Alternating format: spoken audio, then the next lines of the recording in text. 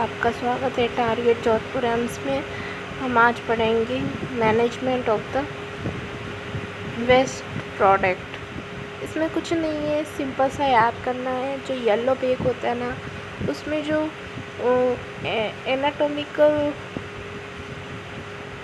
Human anatomical जो tissues होते हैं ना, वो येलो बाल्टी में डालते हैं और इसका इंसेशन किया जाता है, यानी कि इसको जलाया जाता है बाद में।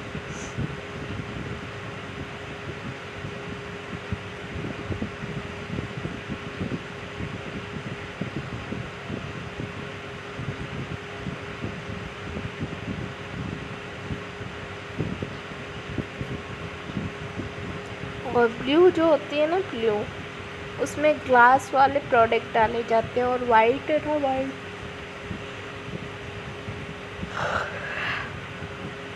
इसमें नीडल्स वगैरह डाली जाती है। और ब्लू है ना, ब्लू उसमें है ना नॉर्मल, ब्लैक वाले में नॉर्मल कचरा डाला जाता है।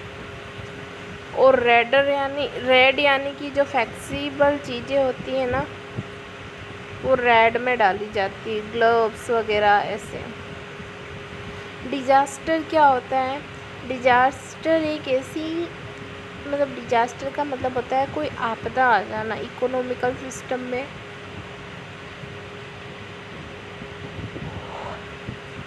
ह्यूमन लाइफ पे किसी भी आपदा का आना और उसे है ना किसी भी मतलब कि हेल्प की ज़रूरत हो, ह्यूमन हेल्थ में किसी भी चीज़ की आपदा आ जाए और उसे किसी सहायता की आवश्यकता हो, तो उसको डिजास्टर कहते हैं। डिजास्टर कई तरह से हो सकता है, टाइप्स इसके, जैसे कि तूफ़ान आना, अर्थक्वेक यानी कि भूकंप आना, ऐसे बहुत सारे प्रकार के डिजास्टर होते हैं। डिजास्टर का मैनेजमेंट कैसे कर सकते हैं हम? वो भी कई तरीके से कर सकते हैं। ट्राइएज में 3 टाइप के होते हैं, black, red, yellow, green. Black में क्या होते हैं, जो बॉडी डेड हो जाती है ना, वो ब्लैक में आती है। मैं इतना आपको डिटेल में पढ़ के नहीं बता रही हूँ, क्योंकि अभी टाइम कम है और पढ़ना ज़्यादा है, तो मैं शॉर्ट में बता रही हूँ।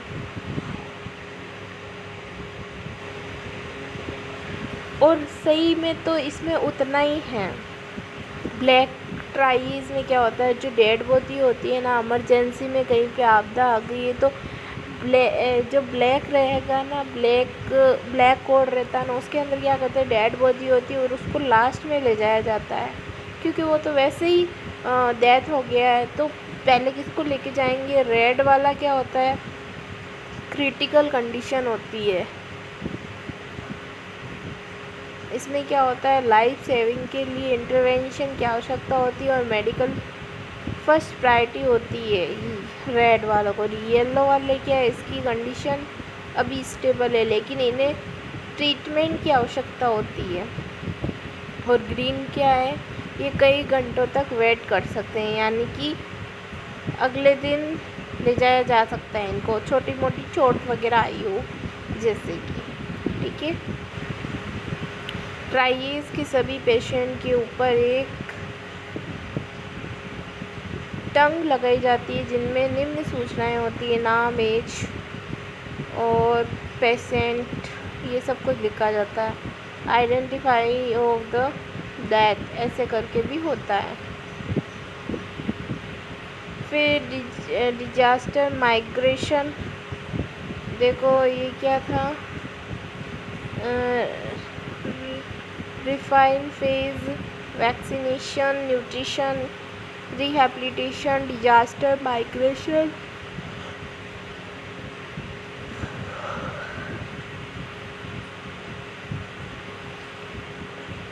फिर health information and basic medical status.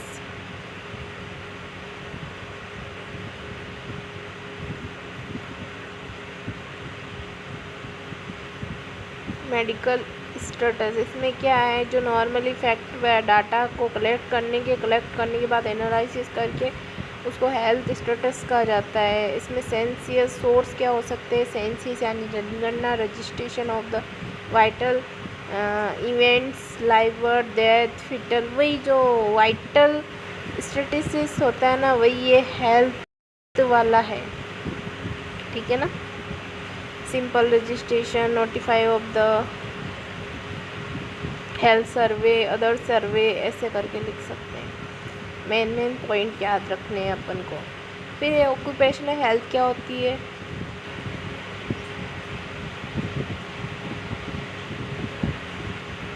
(1950) में WHO ILO की जॉइंट कमिटी ने ऑक्यूपेशनल हेल्थ को निम्नलिखित डेफिनेशन किया: सभी ऑक्यूपेशनल वर्कर की फिजिकल, मेंटल और सोशल वेलबींग की हाईएस्ट डिग्री तक प्रोटेक्शन करके मिनिमम मेंटेन करना ऑक्यूपेशनल हेल्थ कहलाता है। ऑक्यूपेशनल का मतलब क्या हो गया? जो वर्कर्स काम करते हैं ना, कहीं पे भी काम करें अपने, तो उनकी जो फिजिकली, मेंटली, सोशली वेलबींग और हाईएस्ट डिग्री पर उनको रखना और उनका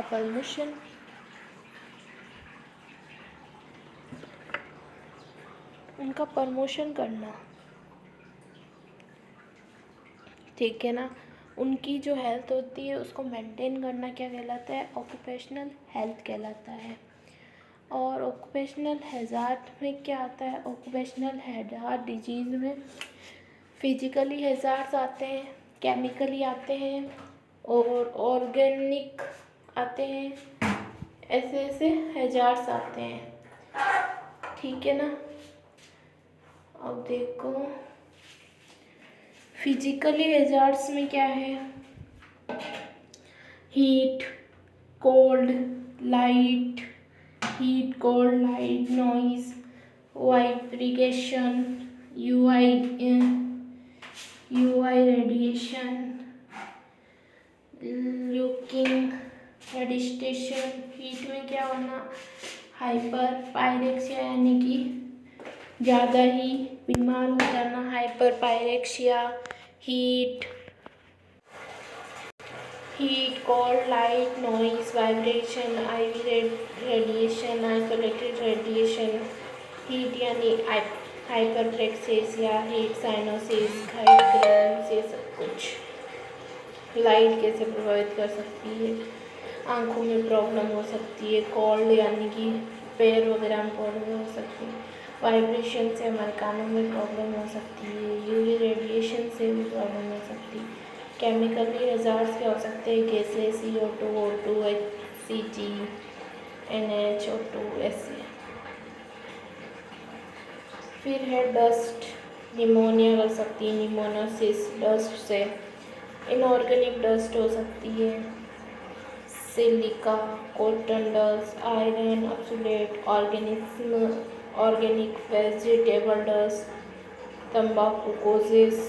तंबाकूसिस, शुगर कैन डस्ट, पेगोसिस, कॉटन डस्ट कोच, बायोसिस, ऐसे ये सब कुछ हो सकते हैं। ऑक्यूपेशनल कैंसर क्या हो सकता है? Skin cancer, lungs cancer, bladder, leukaemia, ये सब कुछ। The factor act 1948। The employ start instant act.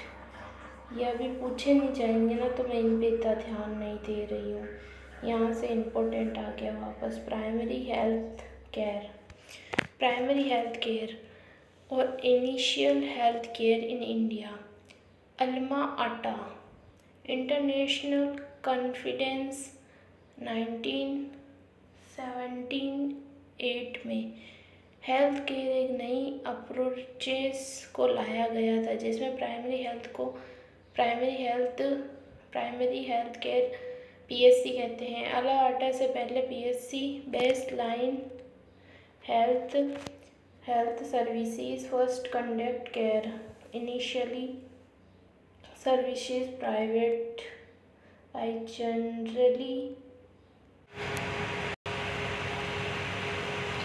Allah Ata conference में PHC को इस प्रकार से डिफाइन किया गया है: प्राइमरी हेल्थ केयर एक एसेंशियल हेल्थ केयर होती है जिसे देश और समुदाय की ऑफर क्षमता के अनुसार इंडिविजुअल की फुल पार्टिसिपेशन द्वारा यूनिवर्सल, एसेंसिबल और एक्सेसिबल बनाना होता है। Primary health is essential health care made up usually accessible or individual acceptable to them. This their full participation in it a cost the community and counter can afford. Elements of primary health care. Primary health care के 8 element या components होते हैं। Primary health problem और उसके नियम व रोकथाम के तरीके से संबंधित health education, protection of food supply and promotion of food supply and proper nutrition, provision of safe water and basic sanitation, maternal and child health care including family planning, immunization agent, measure in infection disease prevention and control of locally endemic disease, appropriate treatment of common disease and injury, provision of the essential drug, principles of PHC यानी कि primary health care. Primary health care के 4 principal होते हैं, जैसे कि equitable distribution, community participation, infrastructure coordination, appropriate techniques. Equitable distribution का मतलब है हेल्थ सर्विसेज व्यक्ति में भेदभाव किए बिना सभी व्यक्तियों के लिए समान रूप से डिस्ट्रीब्यूट और अवेलेबल होनी चाहिए। कम्युनिटी पार्टिसिपेंट अपनी स्वयं की हेल्थ और वेलफेयर के प्रमोशन के लिए इंडिविजुअल, फैमिलीज़ और कम्युनिटी का इन्वॉल्वमेंट आवश्यक रूप से होना चाहिए। हेल्थ गाइडेंस और ट्रेनेज PHC एसेंशियल फीचर माने जाते हैं। ये कंसेप्ट चाइना के डेयर फूड डॉक्टर के रूप में कम्युनिटी पार्टिसिपेशन द्वारा प्रभावित हुई है। Infrastructure coordination primary health care में हेल्थ सेक्टर के अतिरिक्त अन्य national community development sector involve होते हैं, agriculture, food, education, public work इत्यादि। एप्रोप्रिएट टेक्निक्स यानी कि टेक्निक्स साइंटिफिकली साउंड व लॉकली नीडेड के अनुसार एडोप्रिएट होनी चाहिए। नोट फिर लेवल ऑफ प्रिवेंशन कितने होते हैं पता है? प्राइमरी, सेकेंडरी और टर्शरी। एक प्राइमीडियल भी होता है तो उसमें कुछ नहीं होता है, बस छोटा बच्चा है तो उसको बता रहे हैं कि मोटापा क्या होता है, अभी वो तो छोटा सा ही है, तो ये ज्ञान देना, एजुकेशन देना प्राइमरीडियल के लिए। प्राइमरी केयर लेवल यानी कि ये इंडिविजुअल, फैमिली व कम्युनिटी का नेशनल हेल्थ सिस्टम से संपर्क करने वाला पहला स्तर होता है। ये primary level of health care. Primary care level, secondary health care और टर्शरी लेवल। प्राइमरी में क्या होता है, ये वो अलग थे ना, ये इंडिविजुअल और फैमिली कम्युनिटी का नेशनल हेल्थ सिस्टम से संपर्क का पहला स्तर होता है। यहाँ पर primary health care, essential health care दी जाती है सब सेंटर तथा प्राइमरी सेंटर PHC द्वारा दी जाती है। Secondary care level, intermediate, first referral level. इस स्तर पर घटित जटिल समस्याओं को क्योर और सर्विलेंस के साथ डील करने के लिए स्पेशली सर्विस उपलब्ध की जाती है। कम्युनिटी हेल्थ सेंटर, एग्रीड एवं फर्स्ट रेफरल यूनिट व डिस्ट्रिक्ट हॉस्पिटल द्वारा उपलब्ध करी जाती है। हेल्थ सिस्टम के स्तर में फर्स्ट रेफरल यूनिट का कार्य करती है। टर्शरी लेवल केयर, ये लेवल पर सेकेंडरी केयर लेवल से अधिक स्पेशलाइज्ड सुपर स्पेशलाइज्ड प्रदान करती है। सुपर स्पेशलाइज्ड जैसे कि कैंसर का ट्रीटमेंट करना, एड्स वगैरह, इसमें PG, RAMS ये आते हैं। Primary health care in India, Bharat सरकार में पैलेजिंग पीपल पैलेचिंग पीपुल हेल्थ इन पीपुल हैंड सिद्धांत पर 1977 में रूरल हेल्थ स्कीम को लागू किया। भारत सरकार ने WHO द्वारा अधिकृत हेल्थ फॉर ऑल बाई 2000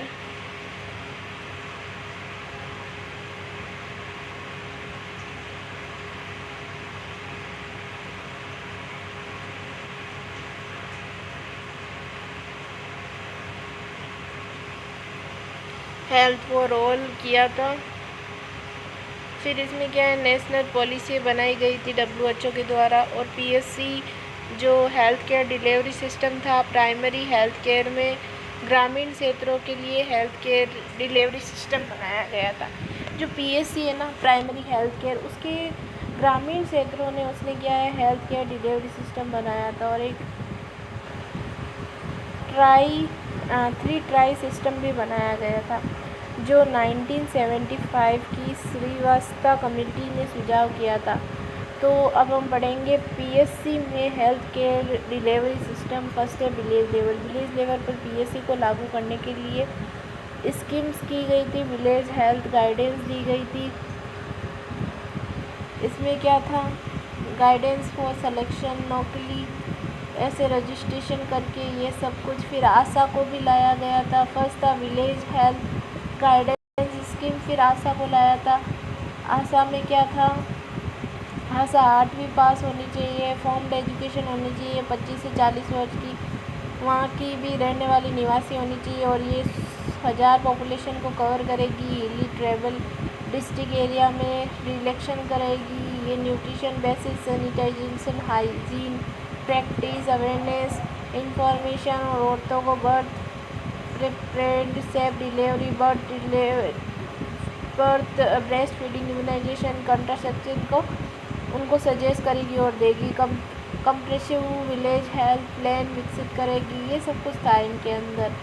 और ये ORS, iron, folic acid, chlorine, ये सब की टैबलेट्स भी डिस्ट्रीब्यूट कर सकती है ये। नोकल डिवाइस, ट्रांजिशनल बर्थ अटेम्प्ट्स, ये था। एक आंगनवाड़ी वर्कर्स थे इसमें। और सीवियर प्रोटेक्ट, ये भी था। ये सब कुछ क्या थे PSC में। हेल्थ केयर डिलीवरी सिस्टम में PSC में फर्स्ट नंबर पे हेल्थ केयर डिलीवरी विलेज था। ठीक है, सप्लीमेंट्री न्यूट्रिशन देना चाइल्ड को, अडल्ट गर्ल को, ये सब कुछ इसके अंदर था। Services provide by AVV under ICD sub centre. अब सेकंड क्या है, विलेज के बाद में सब सेंटर।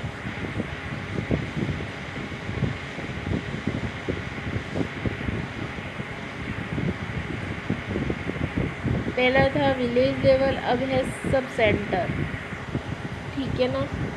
सबसे पहले हेल्थ केयर डिलीवरी में हम पढ़ रहे हैं PSC प्राइमरी हेल्थ केयर, उसके अंदर विलेज, फिर अब है सब सेंटर। विलेज के अंदर था आशा, नोकल, वहाँ के कर्मचारी, आंगनवाड़ी और बेसिक हेल्थ वर्कर्स, वो सब उसमें था। अब है sub centre level. Sub centre यानी कि रूरल एरिया के हेल्थ डिलीवरी सिस्टम का सबसे आखिरी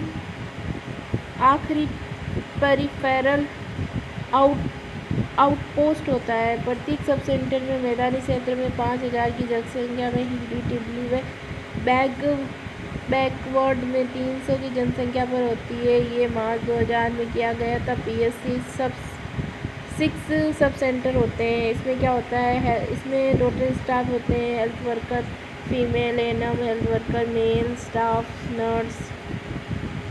फिर C आ गया प्राइमरी हेल्थ सेंटर। देखो पहले था विलेज लेवल, फिर सब सेंटर, फिर प्राइमरी हेल्थ सेंटर। वो प्राइमरी हेल्थ केयर है, उसके अंदर प्राइमरी हेल्थ सेंटर। प्रत्येक PSC यानी कि प्लेन 30,000 की रूरल पॉपुलेशन तथा हिल ट्राइबल और बैकवर्ड एरिया में 20,000 पॉपुलेशन होती है। फंक्शन क्या है, प्राइमरी हेल्थ केयर के सभी 8 इनिशियल एलिमेंट को प्राइमरी हेल्थ सेंटर पे काये होते हैं। इसमें टोटल स्टाफ 13 होते हैं PSC पे। स्टाफ टाइप क्या हो सकता है, एक एवो 1 health worker, 2 group D pharmacist, health assistant, sanitize worker, ये सब कुछ होता है। कम्युनिटी हेल्थ सेंटर अब प्राइमरी सेंटर के बाद में कम्युनिटी हेल्थ सेंटर। देखो हम पढ़ रहे हैं पीएससी, प्राइमरी हेल्थ केयर।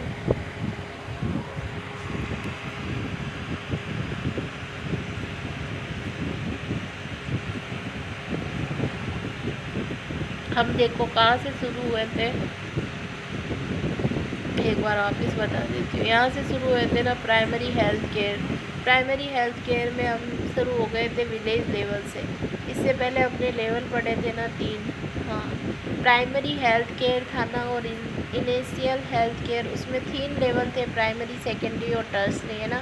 अभी तक हम प्राइमरी लेवल ही पढ़ रहे हैं, ठीक है ना। प्राइमरी लेवल में क्या क्या पढ़ रहे हैं, एक पढ़ रहे हैं सेकेंडरी लेवल में है, 3 लेवल है health of, level of health के 3 है। प्राइमरी लेवल में क्या क्या है, जो विलेज लेवल, विलेज था उसमें हमने क्या पढ़ लिया, आशा पढ़ ली, लोकल डिवाइस, आंगनवाड़ी वर्कर, ये सब कुछ पढ़ लिया था। फिर सब सेंटर आया इसके अंदर भी, विलेज के बाद सब सेंटर, प्राइमरी सेंटर वो भी इसी में था, और कम्युनिटी हेल्थ सेंटर यानी CHC, PSC CSC इसके अंदर ही है, ठीक है। इसमें क्या है, 30 बेडेड के साथ 80,000 से 1 लाख तक पॉपुलेशन होती है, और ये ब्लॉक लेवल कहलाती है, कवर करती है CSC पर सर्जरी, मेडिसिन और ऑब्स्टिक व गायनोकोलॉजी और पीडियाट्रिक स्पेशल सुविधाएँ प्रदान की जाती है। और इसमें क्या है, अभी नई non medical post community health officer के नाम से जानी जाती है, जो CSC सेंटर में दी जाती है, ठीक है। सेफ पैटर्न होता है, इसमें 64 स्टाफ होते हैं। इसमें रेफरल सिस्टम होता है, जहाँ का स्टाफ स्पेशलाइज्ड सर्विसेज जैसे कि गायनोलॉजिस्ट, ऑब्स्टिक, न्यूबॉर्न इत्यादि केयर के लिए फर्स्ट रेफरल लेवल है। फर्स्ट रेफरल में इसमें क्या है, सब district community health centre main level या फिर रेफरल किया जाता है। इसके अंदर NRH गाइडेंस के अनुसार कम्युनिटी हेल्थ सिस्टम, फिर है हेल्थ फॉर ऑल,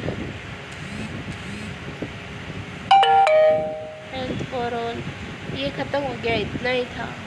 सेकेंडरी और टर्सरी लेवल तो पता ही था क्या था, बस। हेल्थ एजुकेशन या हेल्थ कम्युनिकेशन। हेल्थ एजुकेशन क्या होता है, जॉन एम लास्ट के अनुसार हेल्थ एजुकेशन एक प्रोसेस है जिसके द्वारा व्यक्ति व व्यक्तियों के समूह को हेल्थ प्रोटेक्शन, मेंटेनेंस व रेस्ट्रिक्शन को प्राप्त करने के लिए व्यवहार करना सिखाया जाता है।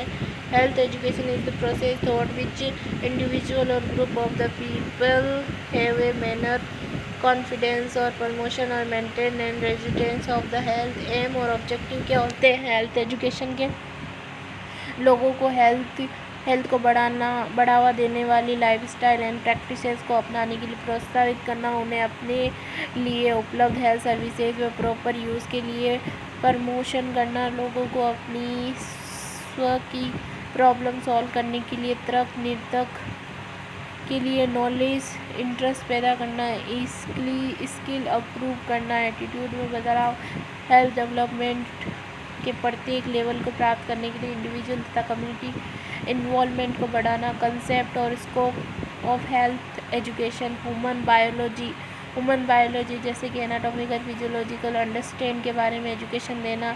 न्यूट्रिशन, लोगों को ऑप्टिमम बैलेंस डाइट को चुने, डाइट से संबंधित जो भी गुड डाइट हैबिट्स को प्रमोट करने के लिए एजुकेशन देना। हाइजीन, फैमिली हेल्थ एजुकेशन देना, हेल्थ प्रिवेंशन एंड कंट्रोल के बारे में एजुकेशन देना, मेंटल हेल्थ एजुकेशन देना, प्रिवेंशन ऑफ एक्सीडेंट एजुकेशन देना, और use of health education. Principles of health education क्या है,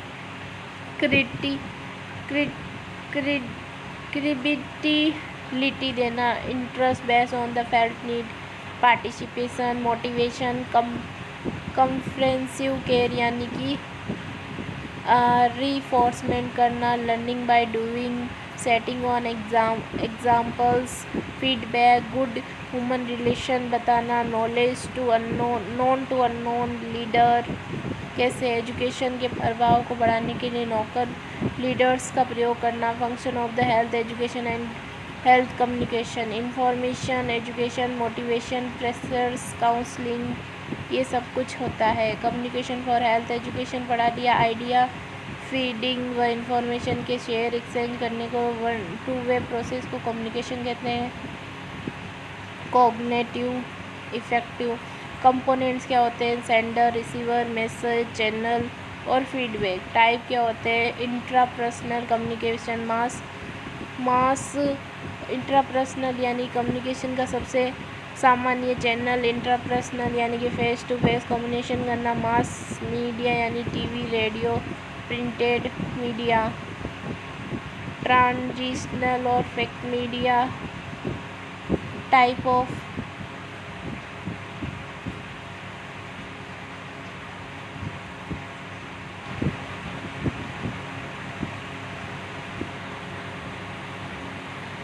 टाइप्स क्या क्या हो सकते हैं वह पढ़ रहे थे ना।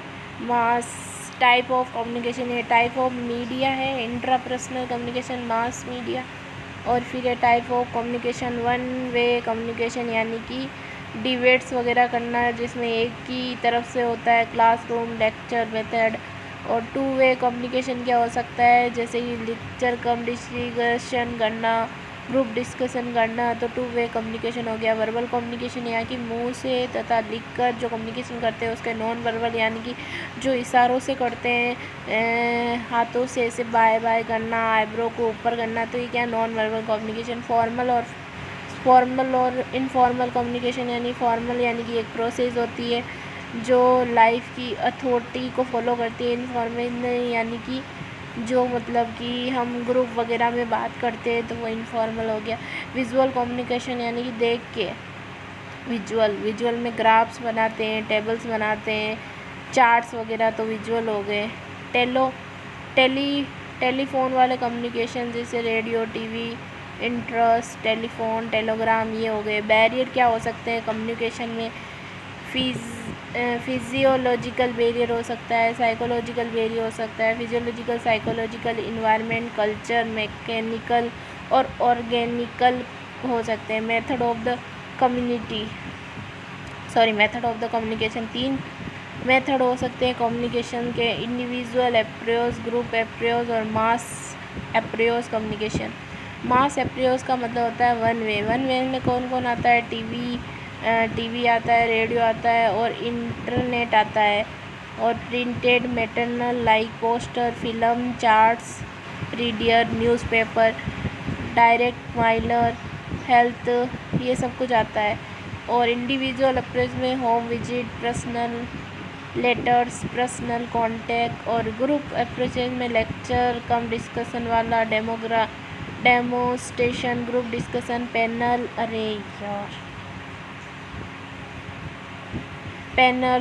और ये सब कुछ आता है। Workshop, role play. अब है स्कूल हेल्थ सर्विसेज। कम्युनिकेशन पढ़ लिया मैं ना, शॉर्ट में बता रही हूँ, डिटेल में नहीं बता रही हूँ। शॉर्ट में इसलिए बता रही हूँ क्योंकि डिटेल में इतना वैसे भी आते ही रहता है और अभी थोड़ा एग्ज़ाम है तो जल्दी पढ़ेंगे हम।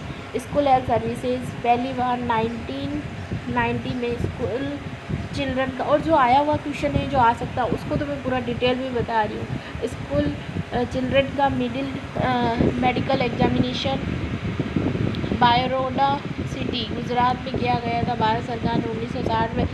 स्कूल चिल्ड्रन के हेल्थ स्टैंडर्ड्स तथा न्यूट्रिशन लेवल को असेस करने के लिए स्कूल हेल्थ कमेटी का गठन किया जिसने अपनी रिपोर्ट 1961 में सबमिट की थी। Health problem in school children.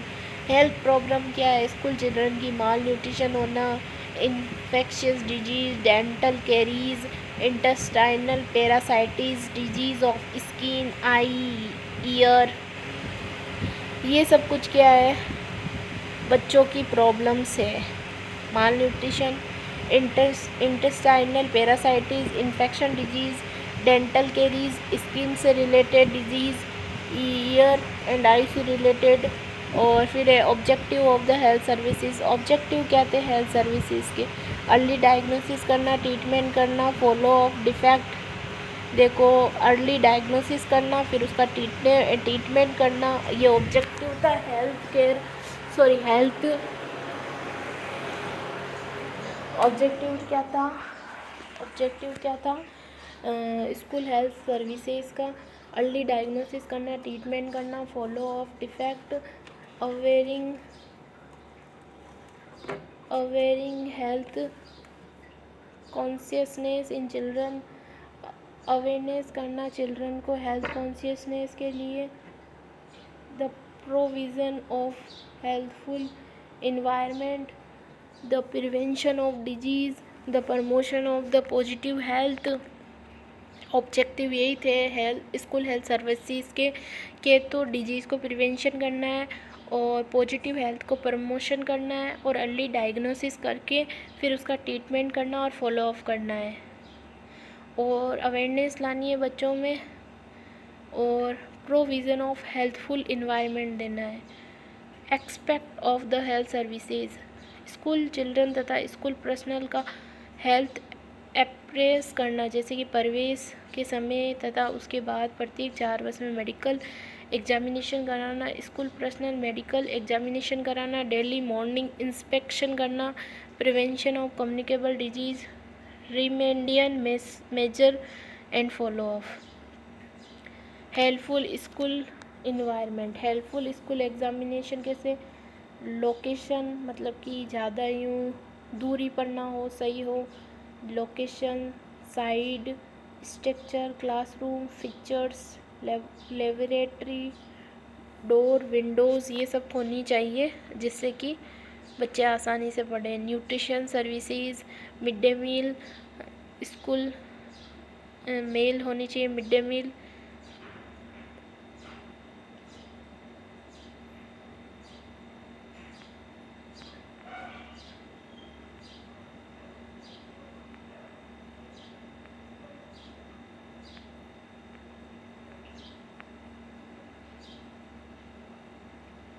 ये सब कुछ है।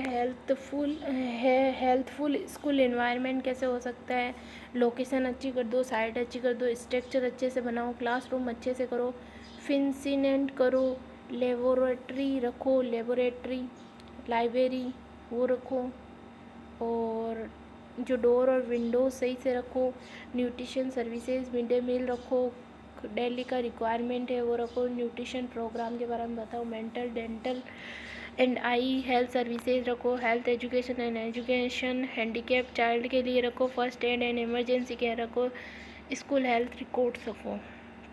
फिर ये था स्कूल हेल्थ सर्विसेज, बच्चों के लिए जो काम होता है वो सब स्कूल हेल्थ सर्विसेज में है। फिर हेल्थ प्रॉब्लम इन इंडिया में क्या क्या प्रॉब्लम्स है हेल्थ को लेकर, health related major problem in India. सबसे पहले है communicable disease problems. Communicable disease problem क्या क्या है? कम्युनिकेबल डिजीज़ प्रॉब्लम है consist major health problem in India today.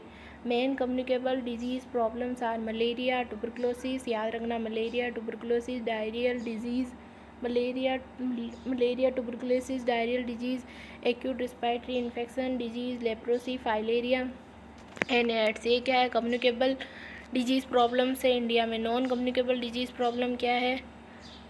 Diabetes, mellitus, cerebrovascular disease, cancer, stroke and chronic lungs disease and some major public health problems. Nutrition problems क्या है? Protein, energy, malnutrition, food grapes nutrition, anaemia, low birth baby weight, iodine deficiency,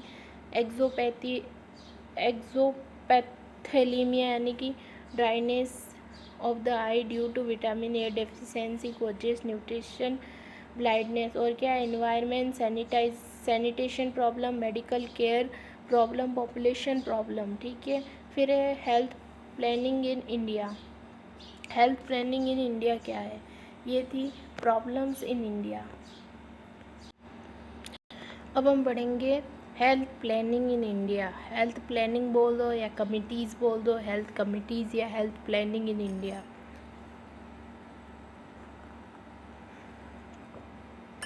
पहले तो हम नाम देख लेते हैं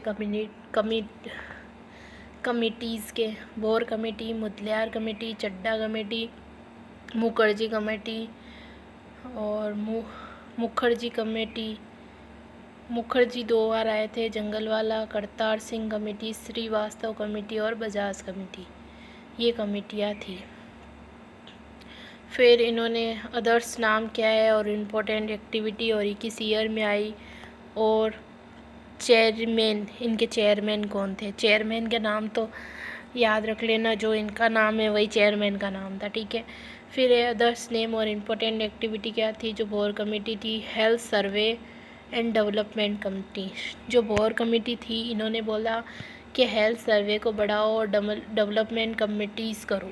जो बोर कमेटी थी, इनका मानना था कि हेल्थ सर्वे को बढ़ाओ और डेवलपमेंट कमेटी करो। ये क्या बोले, given advice for integration of prevention and curative services. इन्होंने क्या किया, गिवन किया, एडवाइस किया for integration of the prevention and cure services, provide concept of primary health centre. ये आई थी 1946 में, और इन भोरी इनके जो चेयरमैन थे वो थे, ठीक है।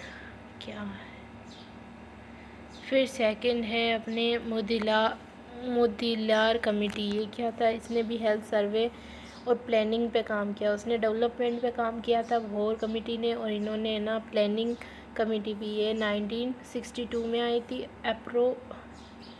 appropriate to provide guidance for development in the health sector for the 5-year plan. Chadha committee appropriate for study to arrangement for maintenance phase for the national malaria eradicate program 1963। Mukherjee committee क्या है, फिर एक और उसका रह गया था किसका, चड्डा कमेटी का, advice to integrated basic health workers and family planning staffs, इन्होंने लाए थे। मुखर्जी कमेटी क्या था, appropriate to relieve performance and develop study in the area of family planning, recognise spend staff for family planning programme 1965 में आए। Mukherjee committee क्या लेके आए, appropriate to work out the deal of basic health services that should be provided at block level 1966। Mukherjee Jungalwalla committee on integration of health survey in suggest abolition of the private practice by government doctor, equal pay or equal worker। Kartar Singh committee on multipurpose workers under health family planning, enum represent by multipurpose health worker female, basic health worker malaria surveillance worker and covenant into multipurpose health worker male। Srivastava committee group on medical education and support manpower development of referral services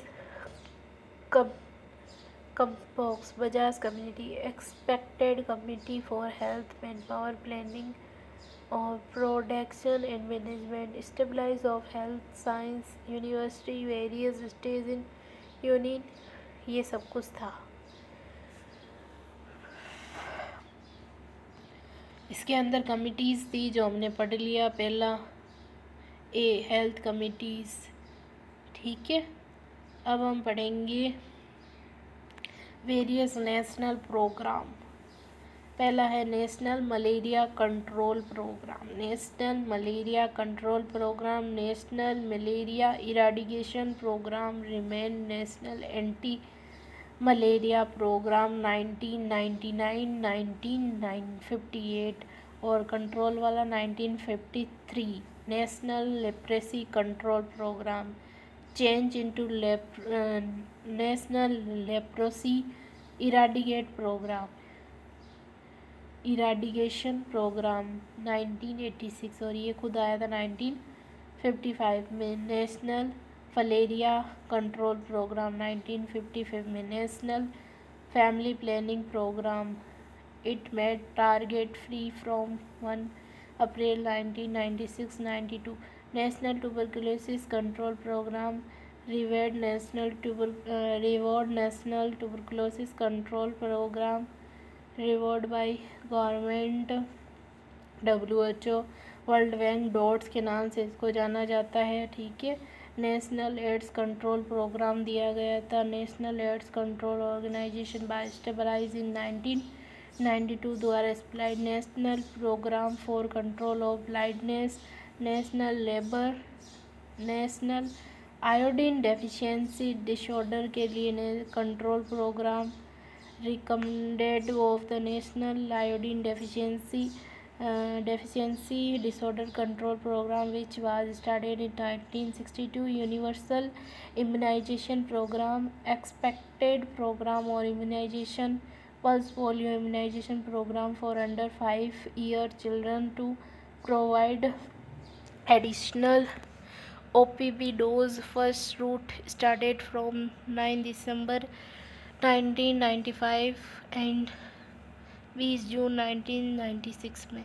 national rural health mission 2005 से 2011 के बीच में start to provide accessible effectively rehabilitation primary health through ASHA accredited social health activity 1 March 2013 को launch. National urban health programme as a mission of national health mission.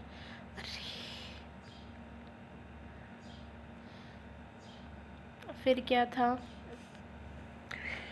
National rural हो गया, national urban health mission हो गया। फिर है reproductive child health programme first आया, फिर reproductive child health programme second आया, जो इंक्लूडिंग था जननी सुरक्षा योजना के लिए।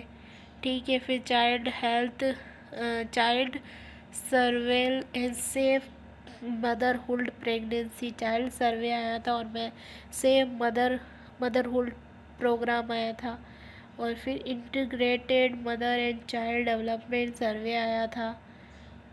और फिर national guinea worm eradication programme आया था। फिर नेशनल कैंसर कंट्रोल प्रोग्राम, फिर नेशनल मेंटल हेल्थ प्रोग्राम, फिर integrated disease surveillance project 5-year project, minimum need programme, national water supply and sanitise programme, national programme for control and treatment of occupational disease, rural health scheme based on recommendation of services committee, Vande Mataram scheme.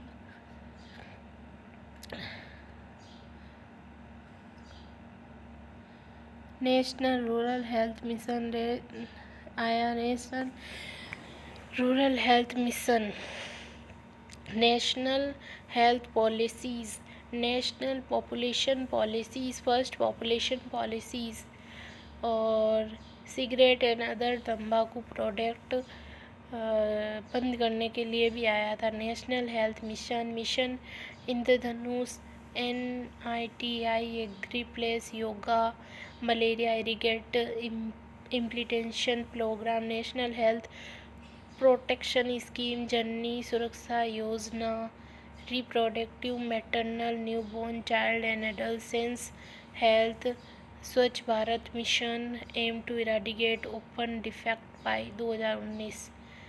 ठीक है, ये क्या थे, programme थे अपने सारे के सारे, इतने सारे 10-20 भी याद रह जाते हैं ना, तब भी एग्ज़ाम में अच्छे नंबर आ जाते हैं। पहले हेल्थ कमिटी पढ़ी थी हमने, फिर हमने पढ़ा था वेरियस नेशनल हेल्थ प्रोग्राम, जो कि थे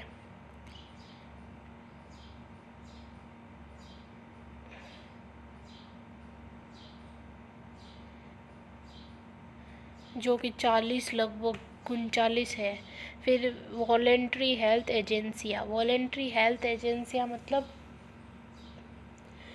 वॉलेंट्री हेल्थ एजेंसी कौन कौन सी है, जो खुद अपना काम करती है। Voluntary, name of the voluntary health services, Indian Red Cross society, all Indian women confidence, tuberculosis associated of India, the इसका नाम नहीं दिख रहा, the all Indian bite referral society, family planning associate of India, Hind Kusht नामक, ये सब है।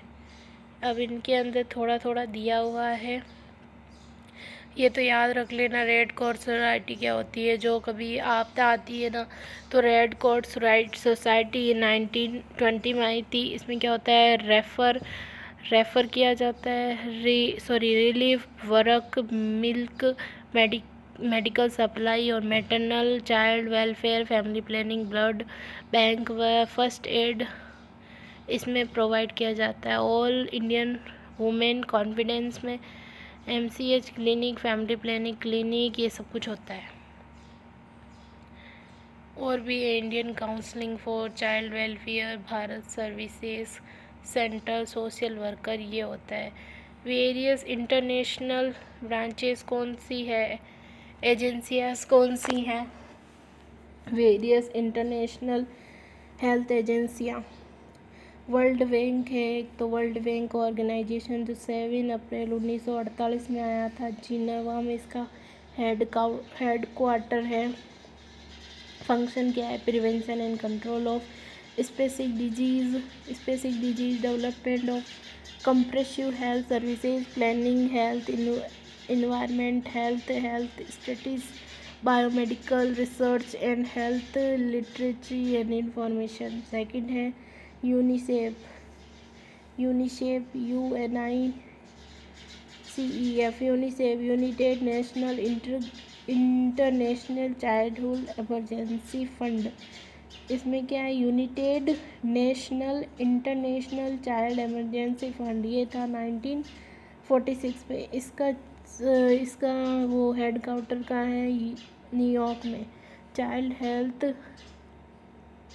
Child nutrition, family and child welfare, non formula eradication. इसमें क्या था, जो यूनिसेफ था ये गोभी को लेके आया था।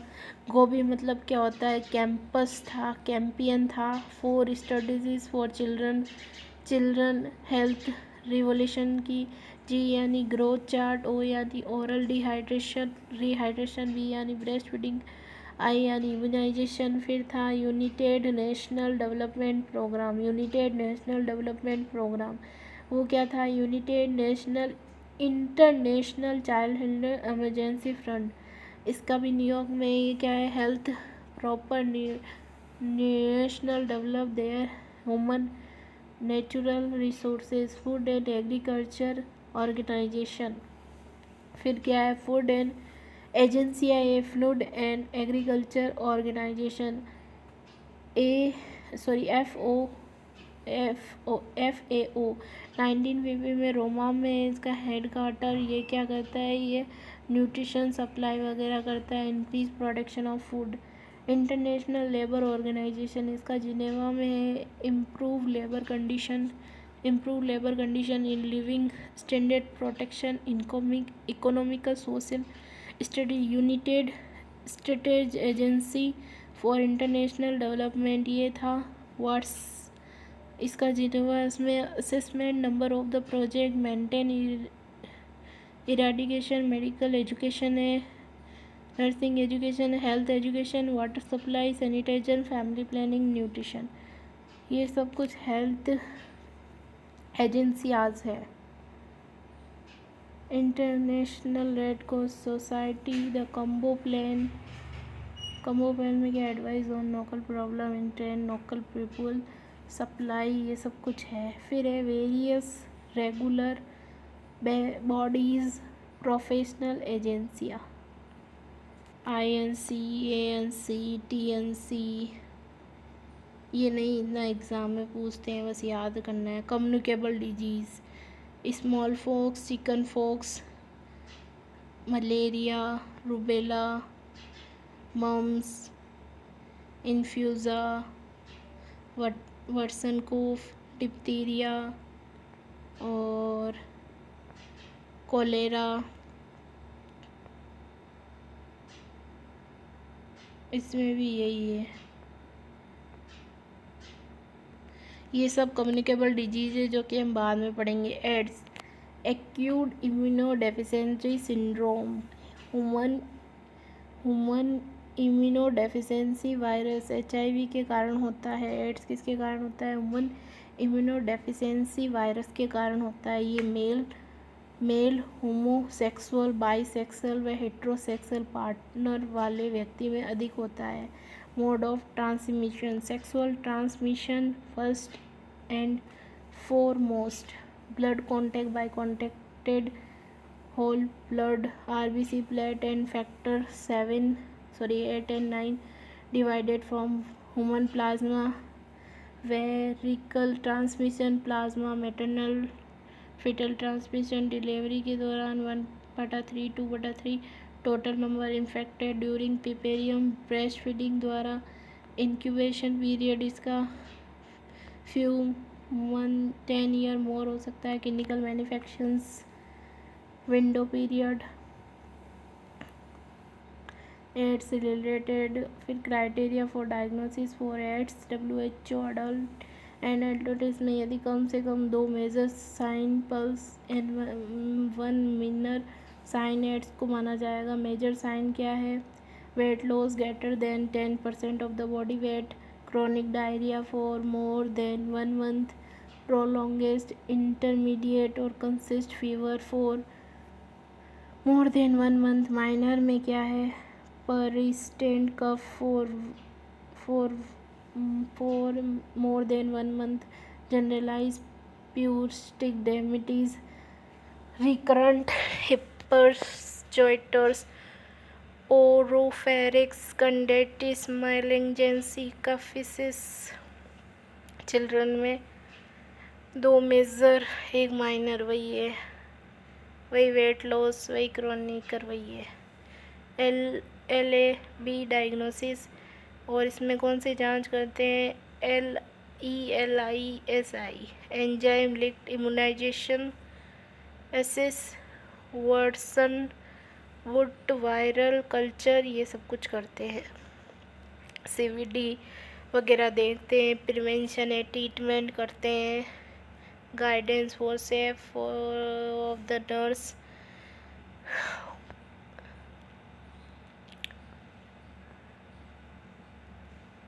टिटनस,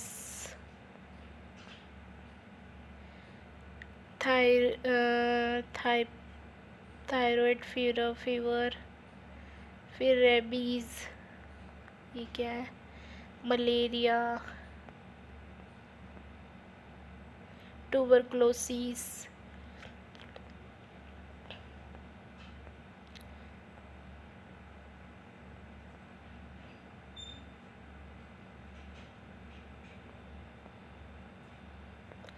ख़त्म हो गया, बस इतना ही था। Thank you so much.